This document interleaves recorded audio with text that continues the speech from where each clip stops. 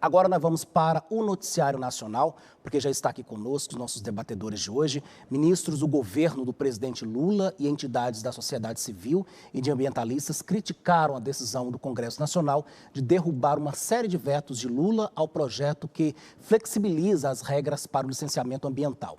Em uma sessão conjunta nesta quinta-feira, deputados e senadores ignoraram o apelo do governo e de especialistas pela manutenção dos vetos e retomaram regras que fragilizam o processo de licenciamento ambiental, o que deu o apelido para o projeto de PL da devastação. Entre os trechos que devem ser retomados está a autorização para que atividades e empreendimentos considerados de baixo e pequeno porte ou com baixo e pequeno potencial poluidor obtenham licenças por um processo de adesão e compromisso mais simples do que o procedimento regular. Segundo o governo, obras com risco relevante ao meio ambiente poderão se beneficiar da medida com barragens de rejeitos. Os parlamentares também decidiram livrar de licença ambiental as obras de saneamento básico até o atingimento de metas de universalização de tratamento de esgoto e água. O presidente do IBAMA, Rodrigo Agostinho, acompanhou o início da sessão do Congresso e afirmou que hoje, entre aspas, é um dia muito triste para todos aqueles que lutam pela conciliação entre desenvolvimento e sustentabilidade. O Instituto de Pesquisa Ambiental da Amazônia, IPAM, repudiou a decisão do Congresso e falou em retrocesso histórico. A WWF Brasil disse que a derrubada dos vetos aumenta a chance de eventos extremos como os que estamos vendo no país. O Greenpeace Brasil classificou a decisão do Congresso como escandalosa, representando os setores mais destrutivos da sociedade. Bom, então estamos aqui hoje já com os nossos debatedores e analistas políticos de hoje. Rafael Costa, bom dia, obrigado pela presença, seja muito bem-vindo. Bom dia, Alex Atanásio, bom dia a você que nos acompanha. Quero cumprimentar também o meu debatedor, que seja amanhã muito agradável a todos nós. Exatamente, está aqui com a gente hoje então, Jefferson Azevedo, advogado, obrigado pela presença, Jefferson. Você que estava sumido, hein? Tava. As correrias da vida estão tomando meu tempo. Infelizmente, não pude estar participando nos últimos dias. Mas estou muito feliz de estar aqui, Alex. Bom dia, caro espectador. Bom dia, Rafael. Bom dia a todos. E vamos ter uma excelente sexta-feira, né? A última sexta-feira do mês, né? O mês de novembro. O ano já está no finalzinho aí, já pisando nas confraternizações de final de ano. E vamos para mais um debate. Tá certo. Olha, eu quero começar então com o Rafael aqui. Rafael, e aí, é possível essa questão do crescimento e ao mesmo tempo da sustentabilidade? Esse discurso ambiental, ele já é muito antigo e aí a gente vê mais um episódio, mais uma discussão ontem, inclusive, né, a derrubada dos vetos do presidente Lula, que previa aí, né, mais rigidez nos licenciamentos ambientais. Como é que você tem acompanhado isso? Alex Atanásio, é uma discussão que não é de hoje, não envolve o Brasil, mas sim o mundo. E a minha visão nesse aspecto, eu sou muito reticente a essas medidas. E explico por quê. Se nós observarmos os maiores poluidores do planeta, o Brasil está longe de ser um dos maiores poluidores. Os maiores poluidores hoje é a China e os Estados Unidos, e depois você tem uma série de outros países. O Brasil lá atrás, inclusive o Brasil sempre foi exemplo na produção de energia limpa.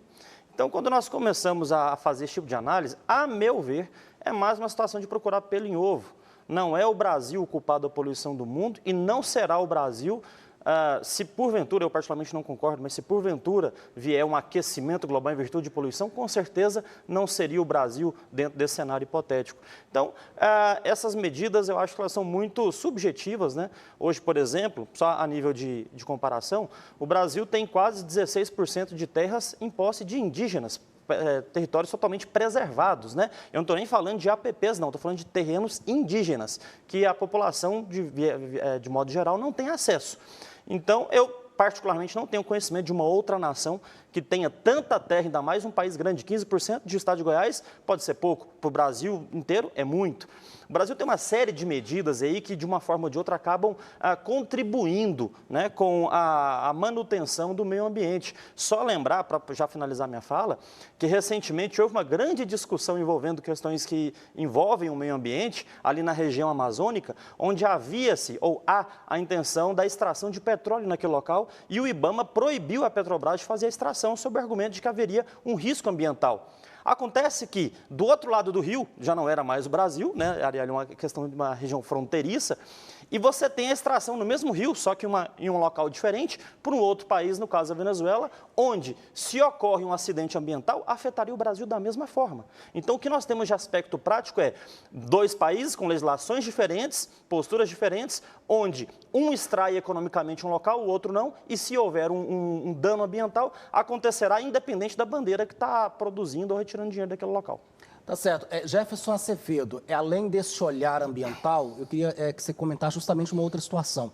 Esse episódio de ontem demonstra mais uma vez essa queda de braço entre o governo e o Congresso em si, porque parece que o governo tem tido aí realmente essa dificuldade, nós falamos inclusive sobre isso ontem, de dialogar com as 2 casas, com o Congresso, com o Senado, e essa derrubada de vetos ontem, né, demonstra, eu acho que mais uma vez, esse acirramento entre os poderes. Sim, então a gente tem um Congresso mais forte do que um Congresso em países que são parlamentaristas, né? A gente, inclusive, o orçamento que o Congresso administra hoje, nem em países parlamentaristas eles têm tanto acesso a recurso como tem no Brasil.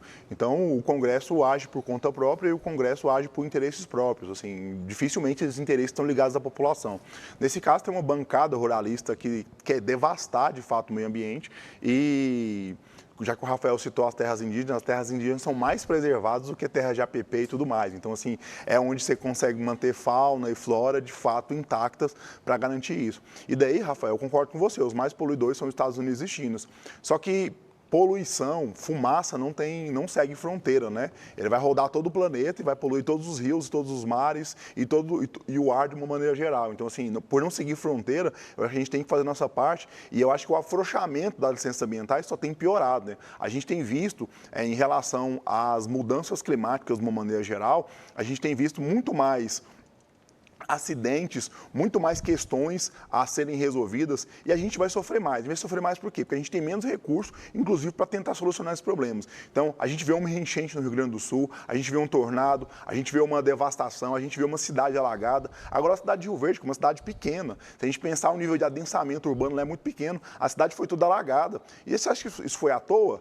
Não foi à toa, porque a cidade, de fato, não se preocupa com as questões ambientais. É só devastar e plantar soja. Então, a gente tem que começar a pensar nisso e eu acho que afastar as regras de licenciamento ambiental e afrouxar para um processo de devastação só tende a piorar, porque a gente destrói vários campos de futebol todos os dias em devastação no Amazonas para tentar virar pastagem. Essa terra não será recuperada, vai virar terra arenosa e a gente está caminhando para um processo irreversível. Então, a gente teve a COP aqui, o pessoal está tentando segurar a temperatura da Terra em 1,5, isso já muda muita coisa. Então, eu acho que o Congresso, nessa perspectiva, a gente perde e não é porque o outro devastou que a gente tem que devastar também. Há uma possibilidade de construir sem devastar o meio ambiente e há tecnologia para isso. Inclusive porque, nessa perspectiva agora, é o seguinte, você vai lá, recebe uma licença quase que automática, você devasta, depois o órgão ambiental vai perceber que aquilo foi devastado e vai te multar economicamente. Mas o que a gente perdeu do ponto de vista de mata, de secar nascente e tudo mais, não retorna. Então a dificuldade é muito maior. Então tem que tentar segurar o lastro antes de acontecer a devastação. E não depois que a devastação aconteceu, aplicar uma multa pecuniária.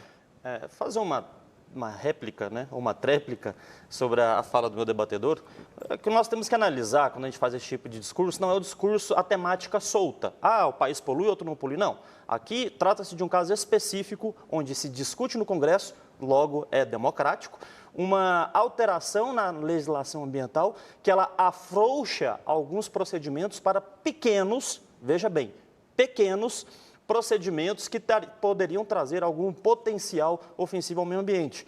O que eu quero dizer? É que nós não estamos falando de uma barragem, por exemplo, que você tem milhões de toneladas de detritos ali, que se arrebentar, você vai realmente causar um mal em proporções regionais, talvez até nacionais. Não, nós estamos falando daquele pequeno fazendeiro que vai, porventura, fazer algum processo na sua fazenda em pequena escala e que não é, por si só, capaz de afetar o meio ambiente de forma considerável.